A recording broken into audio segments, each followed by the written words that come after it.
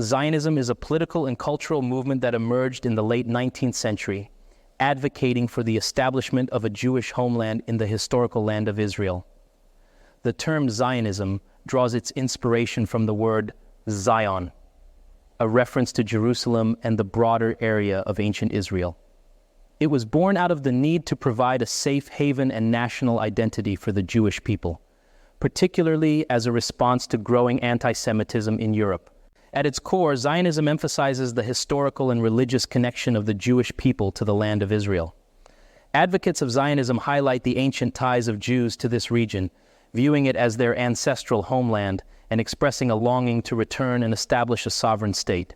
The movement's aim was to create a secure, independent state for Jews, where they could live free from persecution and express their cultural, religious, and national identity. Zionism led to the establishment of the modern State of Israel in 1948, which fulfilled the aspirations of many Zionists for a Jewish homeland. While the movement has historical and cultural significance for Jews worldwide, it has also been the subject of unfortunate harm and bloodshed due to its impact on the Palestinian population. As for Christian Zionism, it is a theological and political belief system within some branches of Christianity that supports or advocates Zionism and intertwines biblical teachings, particularly those from the Old Testament, with a strong emphasis on the significance of the land of Israel in biblical prophecy. Christian Zionists believe that Israel's existence and its restoration as a Jewish homeland in the historic region of Israel are divinely ordained and essential in fulfilling biblical prophecies. They view Israel's establishment in 1948 as a pivotal event in the fulfillment of these prophecies. They staunchly support Israel's right to exist and its territorial integrity, emphasizing Jerusalem as the undivided capital of Israel. They advocate for strong political, financial, and moral support for Israel, attributing Israel's significance to their interpretation of God's plan, particularly concerning the second coming of Christ.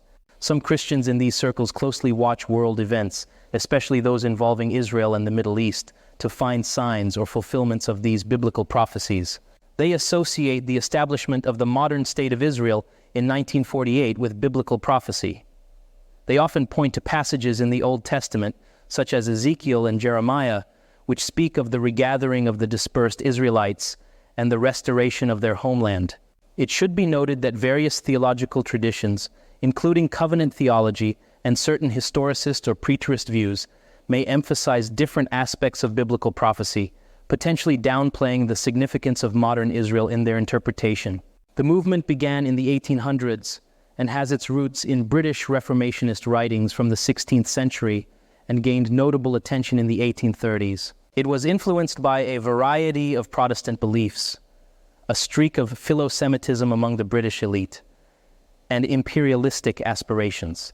During this period, Lord Shaftesbury's advocacy led to the establishment of the first British consulate in Jerusalem in 1838, reflecting the growing interest in the region. He was influenced by Christian premillennialism and dispensationalism, and believed in the biblical significance of the restoration of the Jews to Israel. His support also stemmed from a genuine humanitarian concern, viewing the establishment of a Jewish homeland in Palestine as a solution to persecution. He also saw the geopolitical advantage of aligning with Zionist ideals, reflecting the broader interests of the British Empire in the Middle East during that era. His support was largely shaped by the prevailing political and social context of the time, which often involved a limited understanding or consideration of the rights and concerns of indigenous populations, including the Palestinians.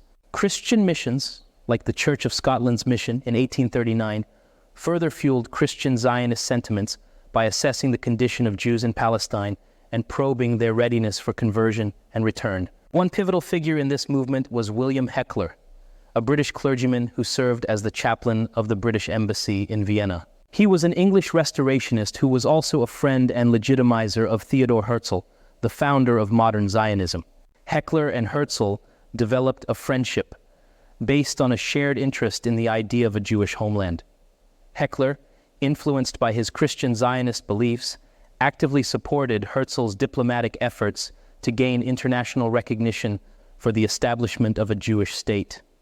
Hechler is often considered one of the earliest and most fervent Christian supporters of the Zionist cause. His involvement in Herzl's efforts included assistance with diplomatic contacts and advocacy. Hechler's influence extended to the point where he is sometimes referred to as the Christian father of Zionism, for his instrumental role in promoting the Zionist cause within European circles. Hechler's support for Zionism was driven by his theological convictions and a belief in the significance of the return of the Jewish people to the land of Israel as part of biblical prophecy. Despite being a Christian clergyman, he played a crucial role in early Zionist history, contributing to the groundwork that eventually led to the establishment of Israel. The peak of Christian Zionist influence seems evident in the 1917 Balfour Declaration, where UK Home Secretary Arthur Balfour expressed the government's favor toward establishing a national home for the Jewish people in Palestine. This declaration reflected the intertwining of theological beliefs and political support that defined Christian Zionism during the era. Balfour was a British statesman who played a significant role in British politics during the late 19th and early 20th centuries. He was a member of the Conservative Party and held various key positions in the government. Scholars, such as Donald Lewis and others, have proposed that a crucial element in Balfour's Zionism may have been influenced by his Christian beliefs. This is a viewpoint shared by other historians. Jeffrey Alderman, for instance, wrote in the Jewish Chronicle, "The Balfour Declaration was born out of religious sentiment. Arthur Balfour was a Christian mystic who believed that the Almighty had chosen him to be an instrument of the divine will, perhaps as a precursor to the second coming of the Messiah." End quote. Similarly, Israeli historian Tom Segev wrote, "The declaration was the product of neither military nor diplomatic interests, but of prejudice, faith, and sleight of hand. The men who sired it were Christian and Zionist, and in many cases, anti-Semitic." End quote. In the years leading up to the establishment of Israel in 1948, key American Christian supporters of Zionism were predominantly liberal and mainline Protestants.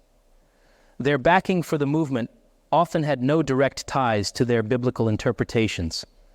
These Christian proponents of Zionism saw Palestine as a refuge for Jews fleeing escalating persecution in Europe.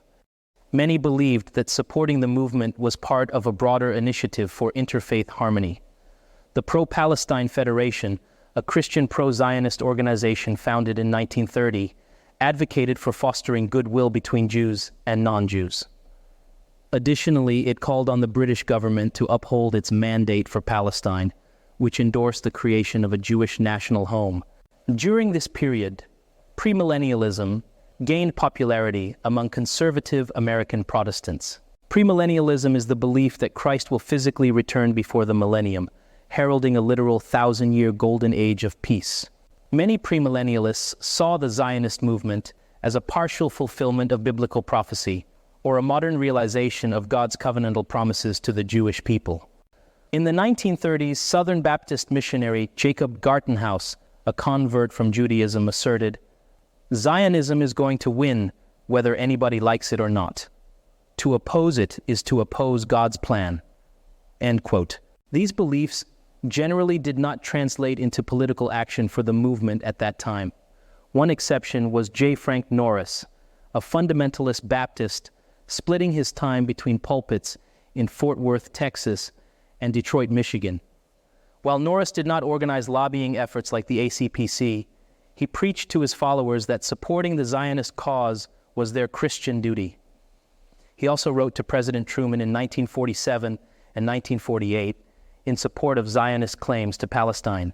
Amidst World War II and heightened awareness of the Holocaust, American Jewish Zionists played a pivotal role in establishing two non-Jewish Zionist organizations, the American Palestine Committee and the Christian Council on Palestine. These later merged into the American Christian Palestine Committee, which became the leading American Christian lobby, supporting the establishment of a Jewish state in Palestine. Even after Israel's establishment in 1948, the ACPC continued its lobbying efforts. For example, it coordinated opposition to the United Nations' attempts to internationalize Jerusalem, which had been divided between Israel and Transjordan in the 1948 war. The landscape of American evangelicalism experienced notable shifts during Israel's formative years, marked by the rise of a new evangelicalism led by influential figures like Billy Graham attaining cultural prominence.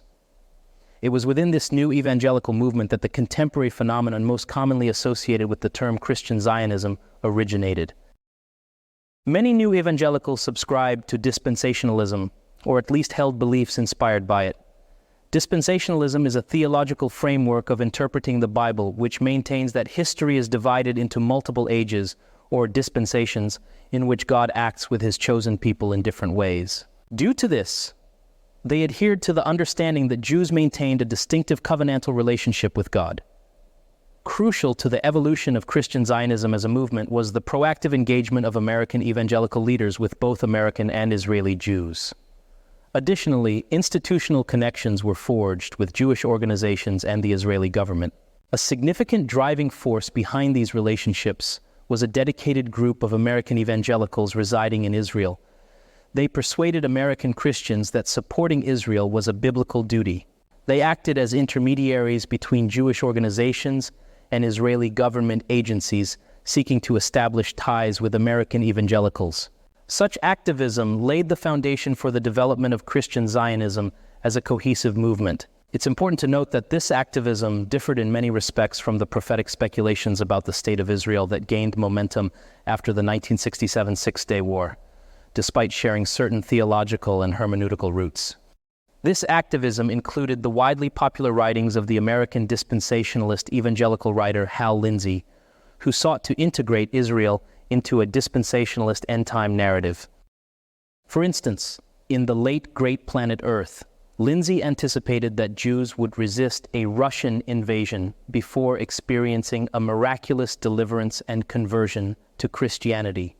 He predicted their exemption from the great fire that God would unleash upon Russia and the people of the coastlands.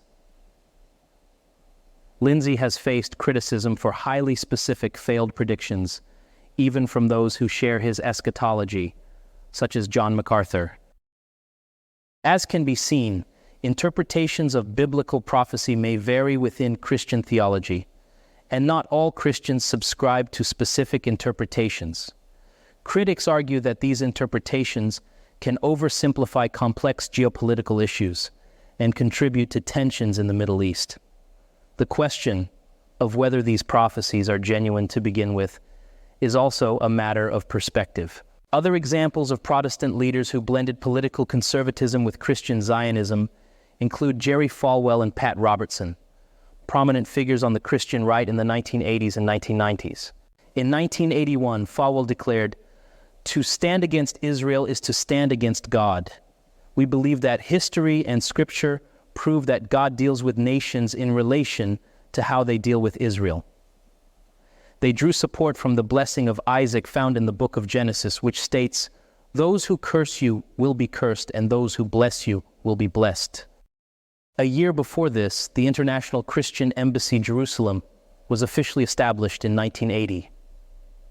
This embassy has played a role in raising funds to support Jewish immigration to Israel from the former Soviet Union. Furthermore, it has assisted Zionist groups in the establishment of Jewish settlements in the West Bank. Israel has often welcomed political and diplomatic support from various quarters, including Christian Zionists. Some Israelis appreciate the vocal support of Christian Zionists in international forums and their advocacy for Israel's interests, including issues like security and territorial integrity. This might not be surprising given Christian Zionism's impact is significant in shaping some political attitudes and policies toward Israel. Christian Zionists have championed Israel's territorial rights, endorsing claims to the land, including Jerusalem, and areas like Judea and Samaria, or in other words, the West Bank. They have strongly emphasized Jerusalem as the undivided capital of Israel. Their policies reinforce Israel's security measures, advocating for actions viewed as safeguarding the state and its borders. Their support often extends to settlements, backing the Israeli government's positions on security, sovereignty, and policies that they believe align with biblical and prophetic fulfillment. They may hold the belief that Palestinians have historical ties to the land, but emphasize Israel's divine entitlement to the region as promised in the Bible, thus downplaying the Palestinian struggle. They have consequently been involved in funding and supporting media outlets or initiatives that align with pro-Zionist perspectives. These groups often support or establish media organizations, contribute to news platforms, or fund advocacy efforts that promote narratives favorable to Israel. The aim of this has been to shape public opinion, present a particular viewpoint on issues related to Israel, counter narratives critical of Israeli policies, and reinforce support for Israel within the media landscape. This support might include financing news channels, publications, or websites that emphasize Israel's perspective in geopolitical matters. While the movement maintains influence within certain evangelical circles, the diversity of interpretations within Christianity and the shifting geopolitical landscapes present ongoing challenges and adaptations. As opinions on Israel's policies continue to face criticism globally, Christian Zionism might undergo changes as well. Proponents argue that Christian support for a Jewish state in Israel is rooted in biblical prophecy and political convictions. On the other hand, critics emphasize the potential implications for peace and justice in the Middle East, pointing out the incongruity of getting involved in the political landscape of a foreign nation. A careful examination of theological perspectives, geopolitical realities, and ethics are required to promote proper dialogue and common ground for the purposes of lasting peace in the region.